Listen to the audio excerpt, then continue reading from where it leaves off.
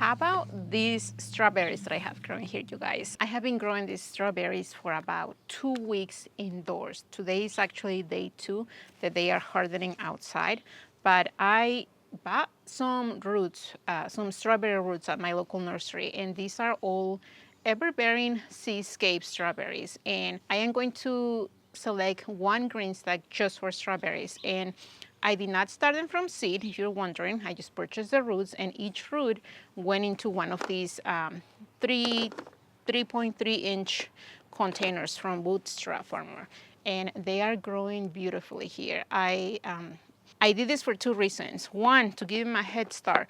I want to use huge plants by the time that I move them outside, but also because you get the roots, you don't know if they're going to sprout. You don't know if every single root's going to sprout, and I didn't want to risk just putting roots in my green stack in each packet and not having them sprout. So every single root that I put here sprouted. I am very, very happy with the results. And it only took 2 weeks to get this big, you guys. If you're starting strawberries from roots, all you need to give them indoors is 2 weeks, and they're huge. They're already huge. Look at that. So, and even the roots here, I'm gonna show you closer. But what I'm going to do, since strawberry plants can hold cold decent, better than most plants, I am going to take them outside here in a few days completely. Right now is day 2, so they have only seen the sun for a couple of hours, and they have been in the shade. So I am going to slowly transition them outdoors, and then I'm going to move into my green stack. Right now, there is a lot going on in the garden. I am just trying to record and document everything that I'm doing. A lot of these plants have already flowers, so what I'm doing is that I'm just taking those flowers out because I don't really want, I don't really care much about production right now. What I want is the plants to get established, to the roots to get nice and strong, so that they can in the future, be strong and healthier plants. So I know some people feel weird about cutting the blooms.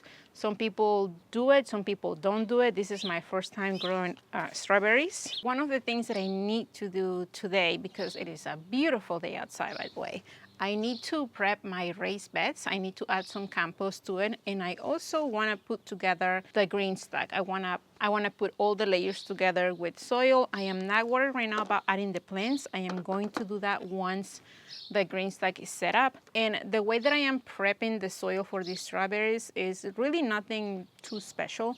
I am going to use regular potting mix. I am going to add a little bit of mushroom compost, everything I can find locally, and then I am also going to add some berry tone fertilizer, and hopefully that gives me a nice start for these plants. I mean, these plants are already thriving.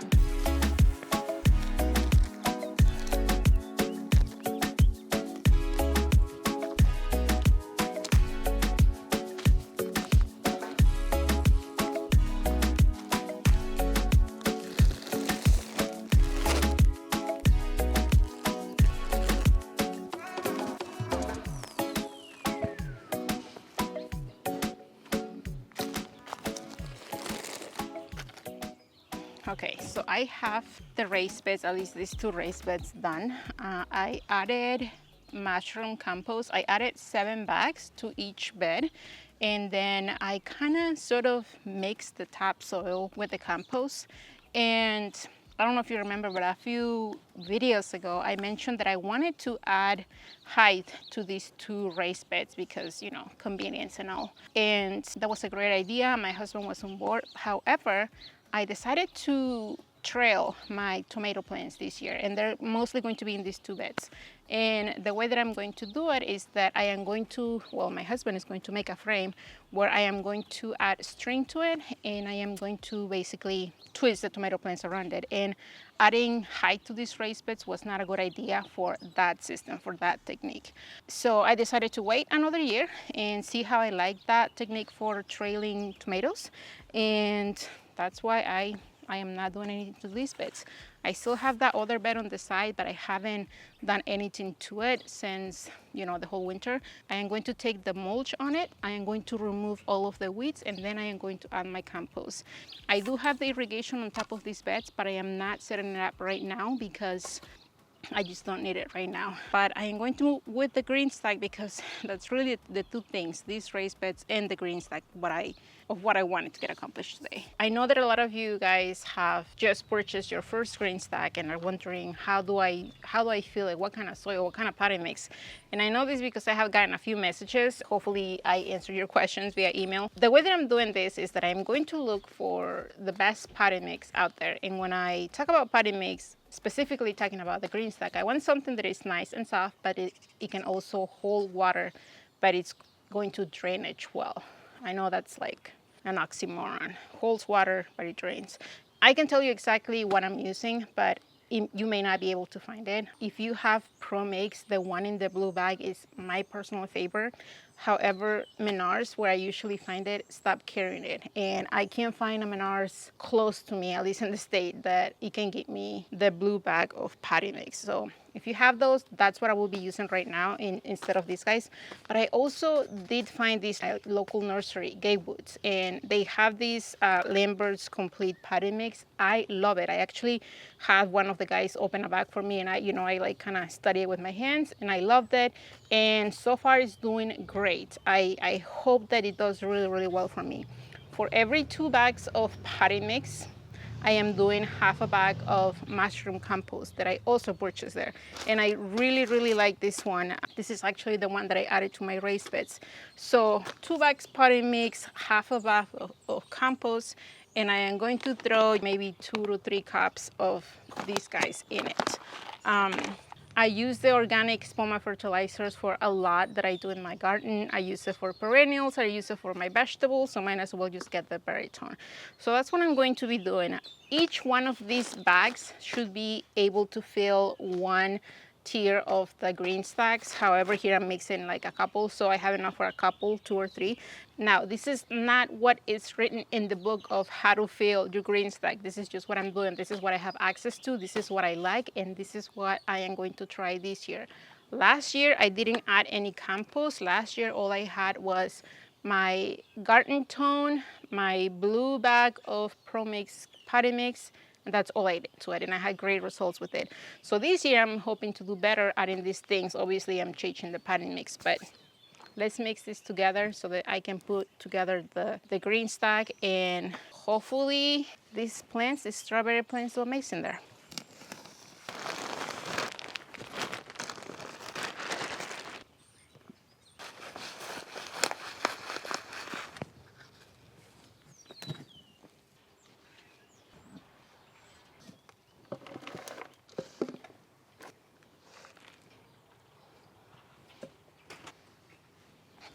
So I just got done putting together my second green stack, my second vertical garden. And like I said, I put it together without the plants because I just wanted to take advantage of the beautiful day today. I got each tier. This is the original. These are the bigger size packets. I have a total of 30 packets, and I have a total of 30 plants that are going to be placed here. Here in a few days, when they are completely hardened off. Right now it's their second day, so while I'm not worried about the strawberry plants being hurt by the temperatures, I'm more worried about the sunlight, because for the last 2 weeks they have been indoors in a cozy place under the LED lights. This is really their first few days they are experiencing the sunshine. So I'm just going to slowly transition them there. There are a lot of other things that I want to do to this area. I want to extend the pine nugget mulch that I have over there. I'm going to extend it all the way over here to cover the 3 green stacks that I have going on here. I want to paint that raised bed, that tall raised bed. I want to paint it black just like the rest of my raised beds.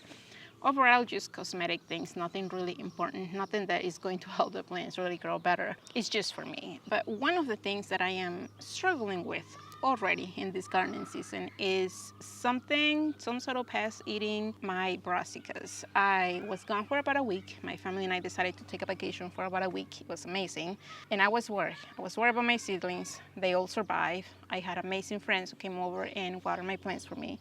But my brassicas were uncovered. I had them on the hoop house and they were uncovered, and they completely took them out. I have a feeling that maybe squirrels or bunnies, although I don't know if bunnies can jump this high. This is about 20 inches high. They completely, these Brussels sprouts, they completely were chewed off. Look at that. This right here was kale. I mean, I'm laughing now, but it wasn't funny when I first got here the other day and I noticed all of these.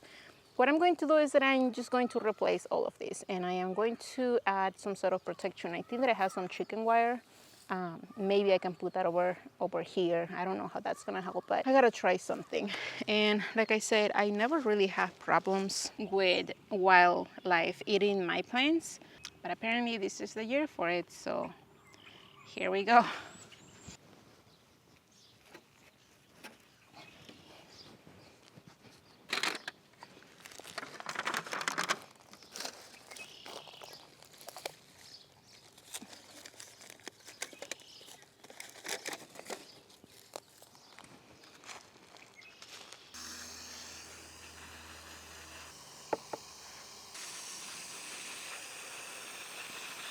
I don't really like to spray anything in my garden, and I am having a really hard time trying to figure out how I can protect my seedlings from pests.